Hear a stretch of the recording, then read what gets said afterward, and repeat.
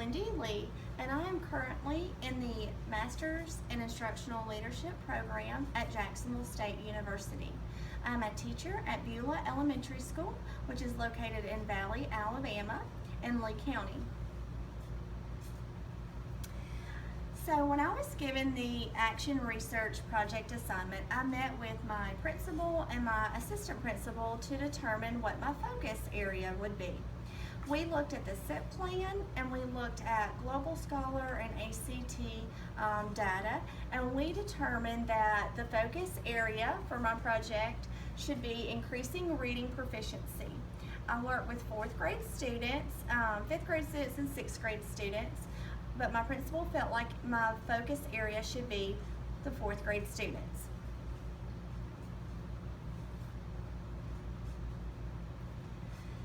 So what we found is, looking at the data and looking at the Global Scholar breakdown, was that a lack of phonics skills was impacting the students' ability to read fluently and accurately, and their inability to read accurately was affecting their ability to comprehend.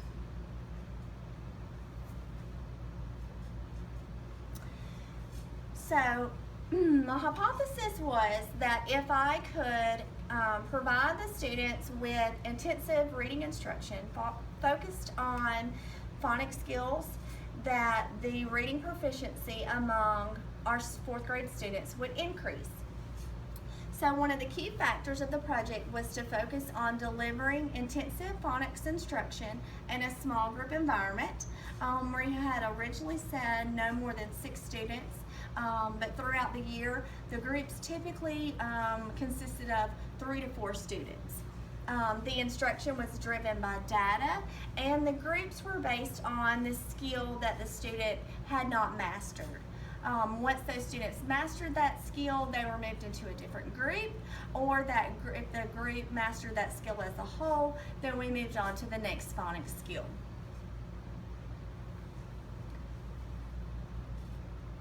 Okay, I reviewed literature to determine the key components in increasing reading proficiency. And what I found was that it was important for the teachers to be trained on the instruction that they were providing, using the programs that they were utilizing, that appropriate progress monitoring needed to be in place, that students needed to be engaged in the instruction that was being delivered, and that instruction consisted of a variety of strategies.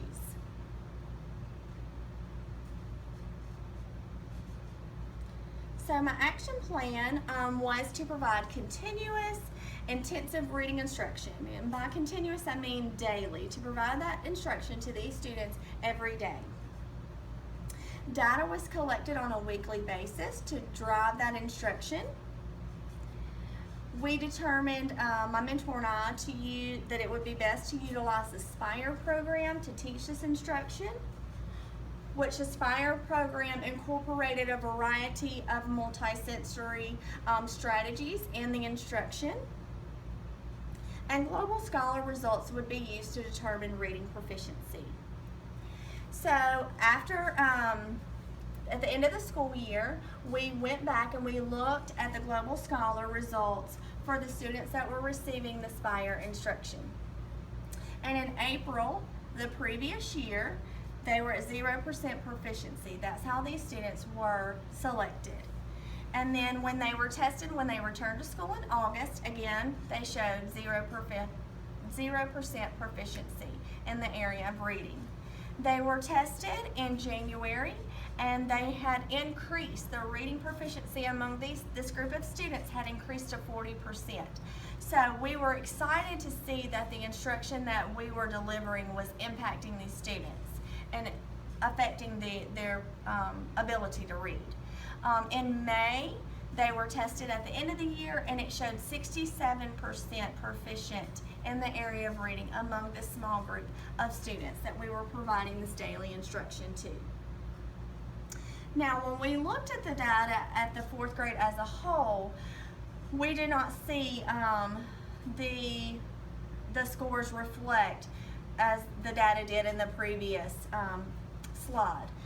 when the students were assessed in April of 2016, 41% of the students were proficient in the area of reading. When they returned to school in August, they were tested and there was 50% proficiency among the students. Again, tested in January, no change, 50% proficient. And then in May, they actually dropped to 49% proficient. So looking at this data, I met with the mentor. It was actually the administrative team, and we met and we looked at this data. And what we determined was to make some changes, to reflect on the project and to make changes for the upcoming school year. We decided that it would be best for all 4th grade, 5th grade, and 6th grade teachers to be provided with phonics training. Our kindergarten through 3rd grade teachers are provided with phonics training throughout the year, and we feel like the upper grades need to be provided with that training because they don't know how to teach phonics instruction. And our upper grade students still need phonics instruction. The county as a whole determined that phonics instruction would become a part of whole group instruction, and so the administrative team decided that there would be monitoring to verify that this instruction is taking place during whole group, and then to evaluate the teachers and determine who needs follow-up training for improvement, because we want the teachers to feel comfortable when they're delivering this phonics instruction. So connecting this project to the Standard 1, just fostering that community of consistent improvement. We analyzed data to determine the areas of need, and that's how we came up with this project to focus on the reading proficiency. Again, we met again at the end of the year to determine how we can improve reading proficiency for the upcoming school year. So through this project, I just discovered the importance of just continuously reevaluating and reflecting and changing to support improvement. Standard 2, developing a culture of high expectations. High expectations were communicated and expressed to the students throughout this project. They were expressed to the parents. They were also expressed to the aides that were working with these students along with myself to provide this additional instruction. For Standard 3, there was continuous monitoring and evaluating and retraining. So I would sit down and observe and evaluate the aides that were providing this instruction. I would then meet back with them and give them feedback and provide modeling and training on the areas that there needed to be improvement. For Standard 4, I just would monitor the delivery of the instruction to verify that a diverse perspectives were getting addressed through that instructional content. For Standard 5, I had to continuously collaborate with the other aides that were providing the instruction. I had to communicate with parents, communicate with the aides, and also communicate with the students. Just their where they were, what they were doing, how we could improve. Just collaborating and communicating throughout the project was key to success for the students. For Standard 6, technology cannot be utilized through the use of the SPIRE program. So I found a way to incorporate the technology through the students creating aim lines to document their progress. So I taught them how to create an aim line and then how to document their progress. So we were utilizing technology and also they were learning how to use technology. Standard 5, just the planning and scheduling for resources.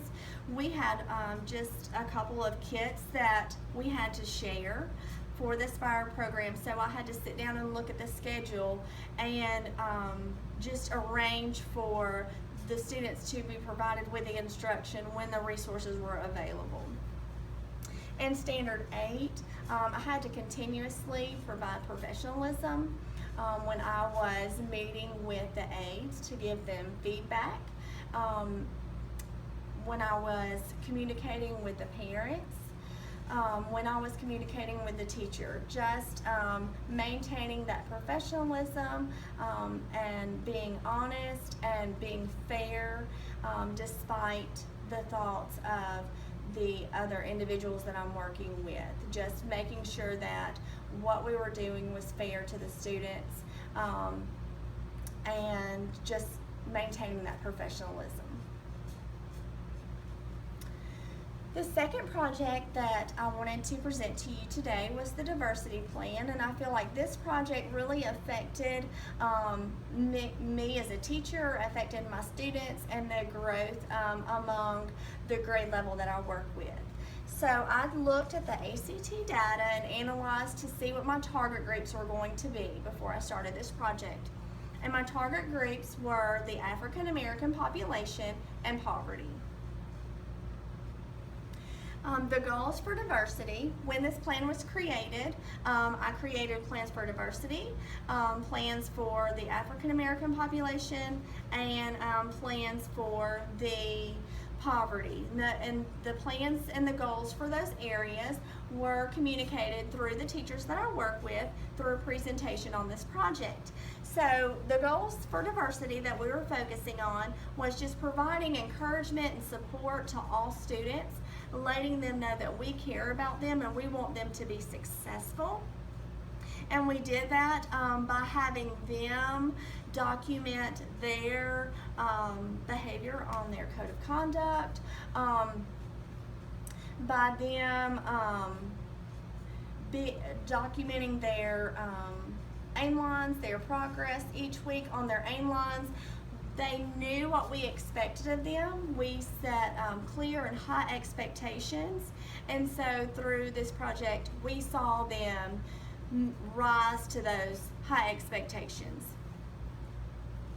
The goals for the African American population was just to incorporate strategies that research showed that population would benefit from, which included classroom discussions, active projects, and collaborative work.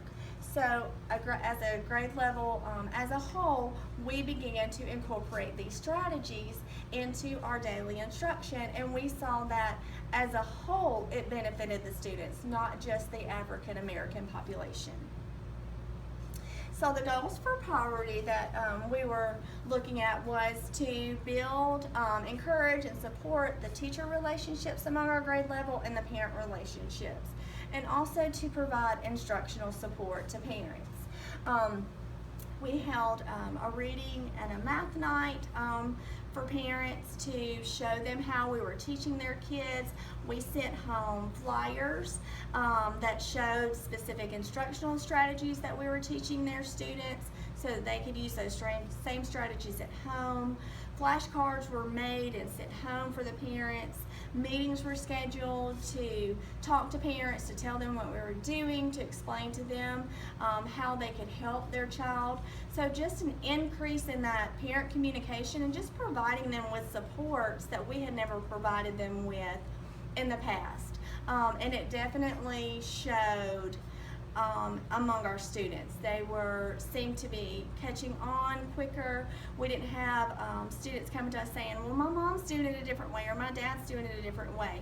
So these techniques that we were using seemed to help to increase the parent involvement, and then also they knew how we were teaching it, so therefore they were teaching it to their kids the same way at home when they were doing homework with them. So the project outcomes was a decrease in the behavior concerns. I found that my students didn't want to be responsible for marking their behavior calendar. They were set high expectations. They knew that if they made a bad choice, then they would have to write a response telling me what a better choice would have been. So just setting those high expectations helped to curb the behavior within my classroom. I found that there was an increase in participation when I was focusing more on active projects, collaborative work, and class discussions. The students were more, they wanted to participate, and I had less behavior problems. There was an increase in collaboration and engagement among the students. They really enjoyed collaborating with each other. They did a great job at working together. They were engaged in the lessons, and they wanted to learn the material. Throughout this project, the strategies that we put in place increased our parent involvement among the students that we were working with. I had parents calling me and emailing me, asking me for more information, contacting me to set up appointments so that I could show them how to teach instructional strategies. So the strategies that were put in place for the goals for this project really helped me to see how I can increase parent involvement and increase student engagement. So connecting this project to Standard 1, I had to analyze the data to determine the areas of focus and target for this project. Standard 2, just promoting the success among all students, had to set high expectations for those students and communicate those expectations. For Standards 3, 4, 6, and 7, just utilizing different strategies, training the teachers on how to use those strategies. And then Standards 5 and 8, parent communication and involvement, just communicating with parents, trying to get them involved. Those strategies help to make this project successful.